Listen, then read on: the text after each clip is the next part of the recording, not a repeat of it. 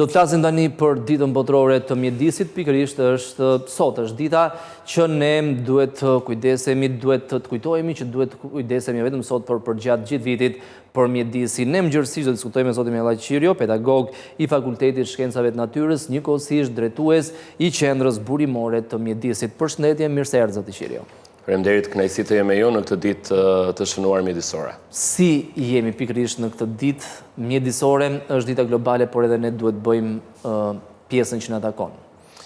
5 qershori është një nga ditët e rëndësishme mjedisore të vitit që na ndihmon të reflektojmë ndoshta jo vetëm në këtë ditë, sekundërse ju e thatë, po më gjerë gjatë gjithë vitit, mbi ato vlera të rëndësishme të pasurisë natyrore të çdo vendi, po edhe të globit në tërësi, të cilat në presionet të mëdha të zhvillimit të shoqërisë janë gjithmonë të riskuara dhe me problem. Pra është një ditë e veçantë për cilën ne kemi kënaqësi të theksojmë, promovojmë, nxisim mendimin mjedisor për kryesisht mbrojtjen e mjedisit. Mund gjendet balanca, meqense e kemi edhe aktualitetin, balanca mes nevojës për investime dhe mbrojtjes mjedisit.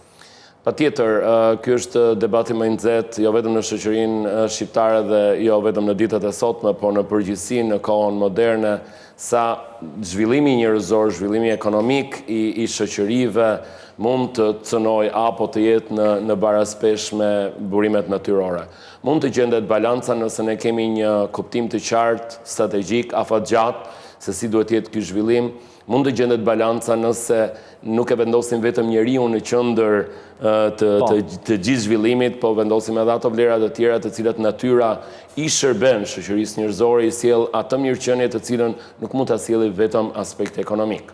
Sigurisht pa natyrën edhe qenia njerëzore, përditshmëria nuk është se ka ndonjë kuptim shumë të madh pastaj. Shumica e burimeve natyrore janë baza e jetës në tokë. Pra ne vërtet jetojmë në zona më shumë urbane, tani pjesa më madhe e shoqërisë, qoftë europiane, po dhe asaj shqiptare, mbi gati 70% jeton në zona urbane, po pjesa e ushqimit, pjesa e shërbimeve të tjera të ekosistemit ne marrim nga zonat përreth. Pra në vetvete zonat urbane janë praktikisht të varura tërësisht nga ekosistemet e tjera natyrore dhe jo vetëm nuk kam parasysh bujqësinë që ne bëjmë, po në përgjithësisht ekosistemet të tjera natyrore të cilët e furnizojnë jo vetëm me ujin e pastër, ajrin e pastër, po dhe me burimet të tjera që janë shumë vështirë për t'i përgatitur, zhvilluar në midise të mbyllura siç mund të jenë ekosistemet të tilla siç janë serat e tjerë. Prandaj është shumë e rëndësishme për të gjetur atë balancë të duhur midis asaj që zhvillim edhe mund të ketë përfitime afat shkurtra, qoftë ekonomike në raport me atë që e ardhmja duhet garantuar përmes një jetese më të mirë, jo vetëm për njerëzit, po edhe për natyrën në përgjithësi. Profesor, nevoja për zhvillim është një gjë, ose njeriu, dora e njeriut është diçka, por në anën tjetër kemi edhe natyrën, fatkeqësitë natyrore. Edhe këtu njeriu mund të ketë pjesën e vet, por gjithsesi po e quajmë natyra. Na duhen shumë investime që ne mbase nuk mund mbrojmë, por të minimizojmë dëmet që mund të shkaktohen nga zjarret, nga përmbytjet dhe nga fatkeqësitë tjera natyrore. Ky është diskutimi, një aspekt i rëndësishëm i diskutimit tani, se natyra jo vetëm të furnizon me ato burime që janë të domosdoshme për jetën, po të mbron edhe nga rrisje të caktuara të cilat natyra përmes mundësive të saj, ekuilibrit që ka, mbron shoqërinë njerëzore. Njihet kjo në histori, po ne kemi humbur këtë dijeni tani që shtëpitë nuk ndërtoheshin pranë lumit, nuk ndërtoheshin pranë zonave të cilat njerë në disa kohë përmbyteshin, po ndërtoheshin buskodrave, sepse në këtë mënyrë ne mund të përdornim tokën për aktivitet bujqësor dhe lumi, liqeni, laguna, të kishte hapësirën e tij, të cilën e shfrytëzonte në kohën e përmbytjeve të mëdha. Dhe shtëpia nuk është e rrezikuar në këtë mënyrë. Sigurisht shtëpia, ekonomia, se jo vetëm shtëpia, po ekonomia në tërësi nuk është e rrezikuar. Kemi humbur këtë aftësi, kemi humbur nga aftësia për ta shfrytëzuar territorin sa më shumë, e kemi humbur nga ndoshta një mendje shkurtësi për të pasur zhvillime ekonomike shumë të shpejta në afate të shkurtra kohore, në dëm të asaj që është pjesë natyrore dhe i takon natyrës. Sigurisht, ndryshimet klimatike tani e kanë rënduar presionin që ekosistemet natyrore kanë, përgjithsisht presioni është vetëm nga dy drejtime, kryesisht aktiviteti ekonomik njerëzor, i pa planifikuar siç duhet, i bërë vetëm me synimin e përfitimit të shpejtë ekonomik, dhe rrisjet e tjera natyrore, sikundërse ndryshimet klimatike janë tani. Rritja e temperaturave, valët e të nxehtit, rritja e intensitetit të shirave, i ka bërë këto jo vetëm ekosistemet natyrore, po edhe zonat urbane më të prirura, po të pasur, po them për të qenë të ekspozuara ndaj rrisjeve të tilla shumë të mëdha. Në këto kushte, vetëm natyra mund të na ndihmojë, duke pasur zona më të pyllëzuar, duke pasur terrene natyrore të cilat i takojnë lumit, lumi shtrihet dhe nuk përmbyt zona të tjera që mund të jenë të banuara. Ne kemi shkaktuar shumë dëme natyrës tonë, Shqipërisë, dhe jemi në kohë për të rikuperuar një pjesë të mirë të tyre. Sigurisht unë betëm optimist me faktin se njeriu gjithmonë mund të ndihmojë që natyra të rivitalizohet, po ka një thënie që lëre natyrën të qetë edhe ajo merr vetë, gjenerohet vetë. Por do kohë kam përshtypjen. Sigurisht do kohë, një pyll i djegur mund të dojë deri në 50 vjet për të rikthyer nëse dhe rikthehet. Digjet për 2 ditë. Digjet për një periudhë shumë të shkurtër kohe, ekspozohet ndaj erozionit, ikën toka dhe ai mund mos vi kur më atje. Pra jo çdo herë natyra mund të rigjenerohet. Po në rastet kur mund të rigjenerohet do një kohë shumë të gjatë. Në këtë rast njeriu mund të ndihmojë përmes masave, aktiviteteve përmirësuese, për shembull mbjelljen e fidanëve apo ngritjen e pritave malore, kundërse në Shqipërinë erozionin e kemi problematik. Po për së pari mos dëmtimin e habitateve natyrore që natyra i ka bërë për një periudhë shumë të gjatë dhe ne me ndërhyrjen tonë, qoftë ndonjëherë edhe të pa ndërgjegjshme, i shkatërrojmë brenda një kohe shumë të shkurtër. Duhet një sensibilizim, por edhe edukim i madh për qytetarët në masë, jo vetëm në shkolla, në lidhje me ato që ata mund të kontribuojnë në përditshmërinë e tyre, sepse kam përshtypjen që në tilla raste edhe veprimet vogla, kontributet vogla nëse janë shumë mund të ndikojnë. Sigurisht, dy elemente të rëndësishme ka në këtë proces. I pari është menaxhimi i kujdesshëm mjedisor, institucional, ku rol parësor luan planifikimi i territorit, pra zonat të cilat ne i kemi shpallur të mbrojtura, i kemi me vlera natyrore të cilat përbëjnë atë vlerë që Shqipëria ndoshta nesër do të dërgojë në BE, përbëjnë një bazë cilën e kemi trashëguar dhe duhet ta lëmë të tillë të paprekur. Kjo është pjesa e rëndësishme dhe këtu është detyra dhe përgjegjësia institucionale për ta kryer këtë. Sigurisht njerëzit, banorët, individët kanë një rol shumë të rëndësishëm në kujdesjen për mjedisin. Vjen përmes ndërgjegjësimit, vjen përmes edukimit, por nëse shoqëria në tërësi është më e kujdesshme, e gjithë shoqëria do të ketë një jetesë më të mirë, po themi jetesë më miqësore me natyrën. Unë besoj dhe vlerësoj se edukimi dhe ndërgjegjësimi janë elementi rëndësishëm, do të shkojnë paralelisht me veprimin e ligjit, me dënimin e keqbërësve të cilët me qëllime dëmtojnë mjedisin, prekin territorin, vën zjarre në pyje për qëllime të interesave personale, ekonomike. Pra, fuqizimi i institucioneve ligjzbatuese, krahas ndërgjegjësimit janë dy elemente që ndoshta do ta bënin këtë mjedis më të mirë dhe më cilësor në të ardhmen.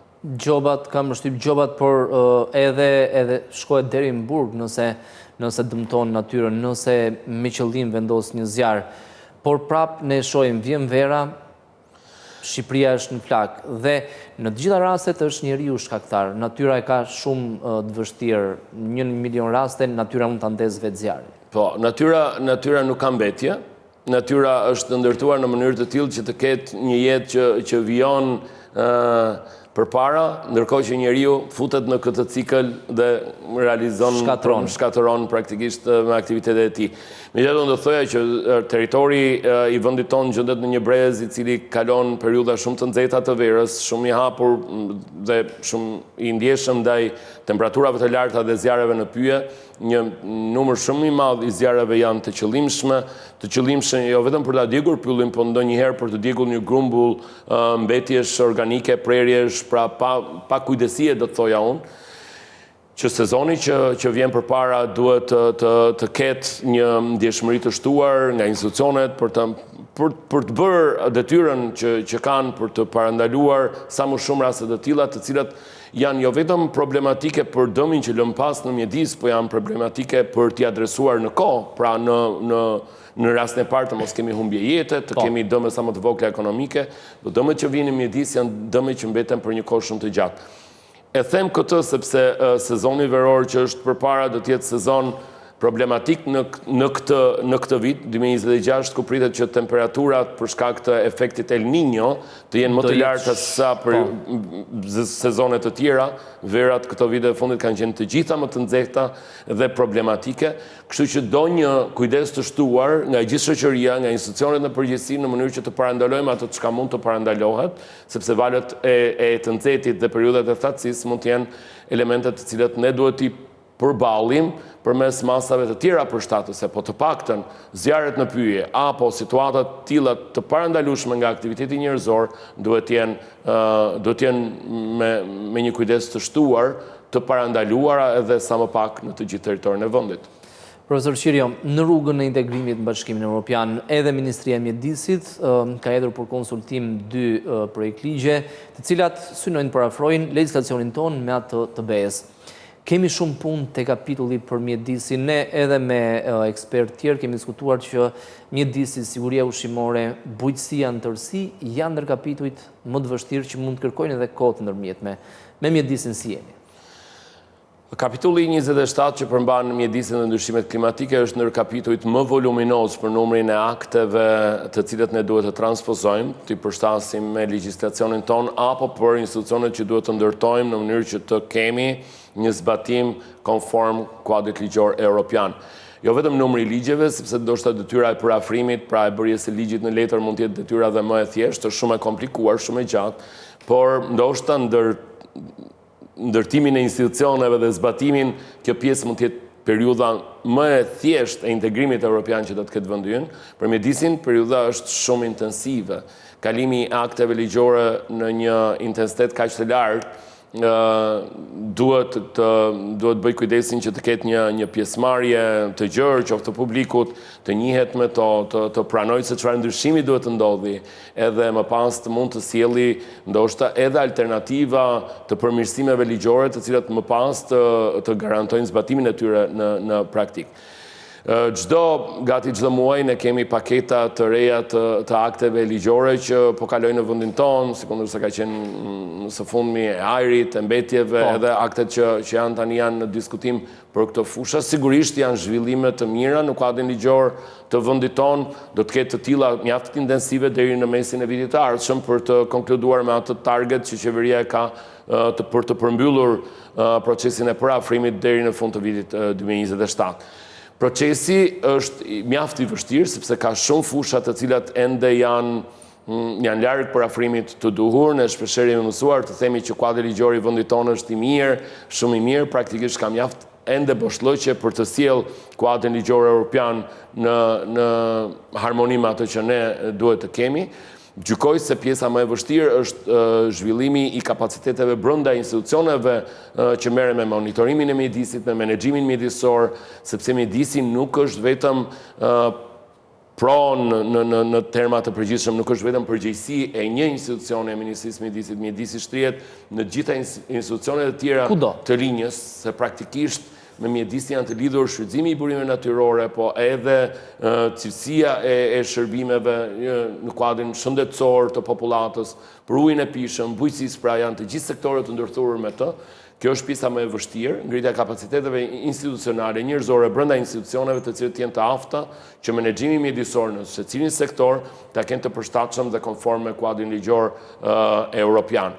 Kjo është pjesa tjetër dhe ndërkohë ndërhyrjet në investime konkrete në pjesën mjedisore do të jetë pjesa më e rëndë e volumit të ndërhyrjeve në infrastrukturë. Ka një shifër, profesor, sa duhet jenë investimet për mjedisin? Ka disa shifra që janë përgatitur tani, janë nivelin e miliardave, disa miliard madje dhe euro, sepse është e gjithë infrastruktura për mbetjet, gjitha infrastruktura për trajtimin e ujrave të ndotur, ujrave komunal, është e gjithë infrastruktura që lidhet me transportin dhe sjelljen e transportit në një transport të gjelbërt, me mobilitetin praktikisht, e gjithë infrastruktura që lidhet me përshtatjen ndaj ndryshimeve klimatike, që është e përfshirë dhe secila nga këto pjesë të kësaj panorame mjaft të gjerë janë investime konkrete. Investime që nuk kanë tipologjin e investimeve në ekonomi që sjellin të ardhura. Ato sjellin të janë ardhura investime që nuk gjenerojnë të ardhura të tjera.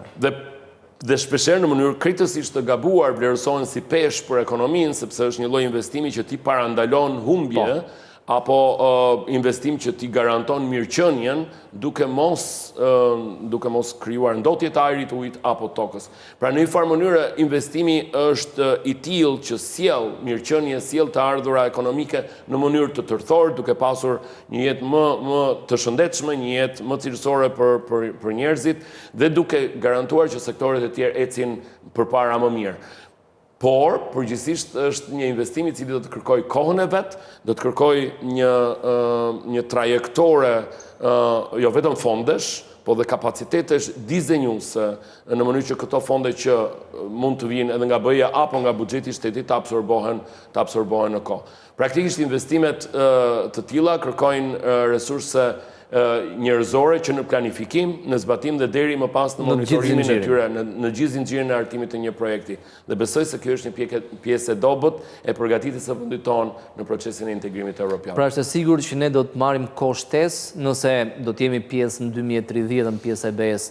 Është e sigurt që tema nuk do të isha kaq optimist për disa elemente, po kërkohet ajo periudha që quhet periudha tranzitore, e cila mund të jetë deri në 5-6 vjet, mund të jetë deri në vitin 2035, por kjo është një periudhë përcaktuar për cilat nga elementet e kapitullit 27 neve do të kemi elementet të periudhës tranzitore, siç është për shembull rasti i menaxhimit të mbetjeve, po elementet të tjera nuk do ta kenë këtë periudhë tranzitore, që do thotë në momentin që ne futemi në BE, në momentin që ne do të jemi pjesë e kësaj familje, do të kemi detyrimet të njëjta me vende të tjera, nëse nuk i kemi, atëherë do të fillojmë të kuptojmë peshën e një procesi të ndodhur shumë shpejt dhe ndoshta pa cilësinë e duhur. Pra ky është përgjegjësia që kemi tani, që në mënyrë të drejtë për drejtë dhe në mënyrë shumë të përgjegjshme, në momentin se themi që mbrim këtë lloj standardi, nuk duhet të mbetet në letër, po ai duhet të jetë i zbatueshëm në terren. Për shembull, me siguri nuk do të ketë elemente të periudhës tranzitore në ndërtimin e institucioneve, për shembull, se ato nuk ka pse të kenë periudhë tranzitore. Po mund të ketë periudhë tranzitore për ato ndërhyrje infrastrukturore që kërkojnë një sasi më të madh fondesh, apo kërkojnë vepra të cilët në kohë zgjasin më shumë.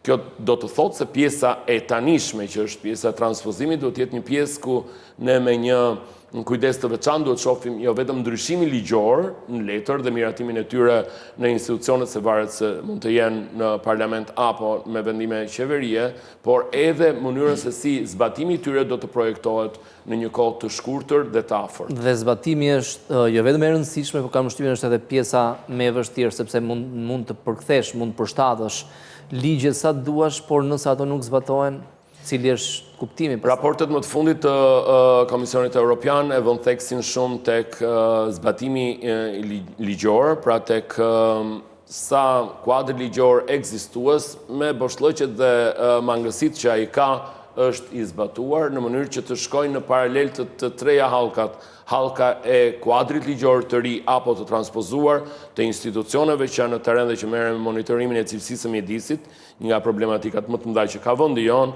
dhe më pas të masave zbatuese për një mjedis më të mirë. Pra në të tre hallkat që duhet të shkojnë në paralel, ne kuptoj që këto 2 vitet e para forca kryesore është në transpozimin ligjor, pra në pasjen e një kuadri ligjor të plot, po ka një risk sepse kjo mund të largojë atë që ne kemi në letër nga ajo që ndodh në realitet, dhe praktikisht dëmi mjedisor mund të vazhdojë. Dhe dëmi, atë do thoya, dëmi në terren vjon dëmi në mjedis. Kemi ministri dedikuar, profesor, për mjedisin. Gjithmonë ka qenë dege në një ministrie tjetër. Kemi mjaftueshëm kohë për të realizuar të gjitha këto objektiva, ose ato më të rëndësishmet, sepse jemi në 2026, nëse pretendojmë të mbyllim kapitujt në 2027, kemi edhe një vit e gjysmë kohë.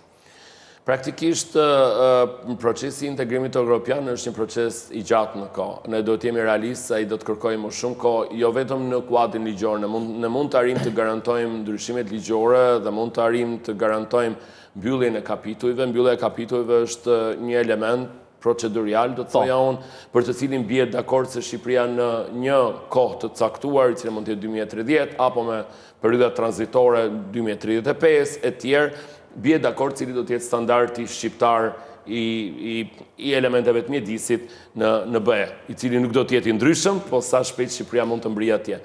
Pra, mbyllja e kapitujve nuk do të thotë në një progres shumë të madh. Progresi më i madh do të jetë mbas mbylljes së kapitujve sa shpejt vendi progreson në arritjen e atyre objektivave për cilët është dakordsuar në negociatat me BE-n.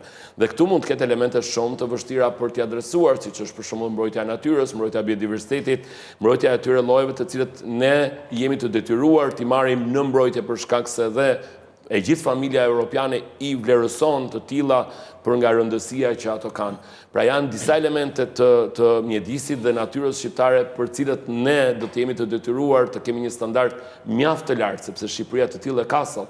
Ndaj dhe diskutimi dhe debati i tanishëm publik për mbrojtjen e këtyre zonave të mbrojtura të vendit tonë është kaq i mpret, sepse frika është se dëmtimi i tyre mund të sjellë dëme të pariparueshme në kohë, të cilat ne nuk mundet t'i rikthehemi mbas edhe sikur të vendosim që disa nga ndryshimet në paketat e miratuara tani ligjore të mund të ndërpriten sot. Në disa raste dëmi është avancuar, ndryshimet janë bërë në këto zona të mbrojtura të cilat nuk mund të rivitalizohen më. Për të mos thënë se kemi trashëguar një problematik mjaft të mpret me mjedisin të erozionit, të humbjes së pyjeve, të dëmtimit të shtrateve të lumenjve, të cilat janë dëme të cilat do të mbeten në territor për një kohë relativisht. Vetëm pyje sa kemi humbur, tregon realisht dëmin që mund kemi shkaktuar natyrës përgjatë tyre 3 apo 4 dekadave. Patjetër, humbja e pyjeve është një nga elementet, po së fundmi diskutimi shumë i madh është përqendruar në dëmtimin e shtratit të lumenjve, gryerjet që ndodhin për marrjen e inerteve të ndryshme apo masave erozive, të cilët më pas projektohen nga thellësia e territorit në bregdetin shqiptar. Zonat të caktuara të bregdetit shqiptar janë mjaft agresive për erozionin detar, për shkak se ne nuk kemi sedimente që bregdeti nga e marrim për shembull nga Divjaka e deri në Velipoj për shembull, e gjitha vija bregdetare është në pushtetin e erozionit. Kjo pjesë që përmendët ju është mjaft e eroduar për shkak të ndërtimit të digave përgjatë lumejve që kanë ndërprerë prurjen e sedimenteve dhe për shkak të valëve më intensive të rreshjeve që sjellin përmbytje të lagunave. Kemi parasysh që bregdeti shqiptar është zona më e ndjeshme e territorit shqiptar për shkak të lagunave që ai përmban dhe janë ekosisteme mjaft të ndjeshme sepse kanë një nivel shumë të lartë biodiversiteti, po dhe ekuilibrat natyror atje janë mjaft të brisht për shkak të ujrave që aty këmbejnë, ujrat e ëmbël me ujrat e detit, janë ekosisteme shumë të ndjeshme, gati ndër të fundit në gjithë Mesdheun, të cilat po zhduken, po degradohen në mënyrë mjaft të shpejt. Laguna të tilla siç për shembull është Merxhani, Kune Vajini, kanë humbur komunikimin me detin. Laguna e Nartës gjithashtu ka një presion shumë të lartë njerëzor nga investimet. Përjedhoj, këto janë të prirura që të degradojnë me kohën, të mbasin habitate natyrore që janë shumë të rëndësishme për natyrën edhe për biodiversitetin shqiptar. Profesor, ju falenderoj për gjitha informacionet e sjella në studio. Shpresojmë që me mira do të bëhet për natyrën edhe për faktin që tashmë jemi në një farë mënyrë të monitoruar, mbase mund kemi edhe më shumë fonde, të cilat sërish duhet shkojnë aty ku duhet. Faleminderit, kënaqësi të ndaj me ju këto mendime në ditën botërore të mjedisit në 5 qershor. Faleminderit edhe një herë.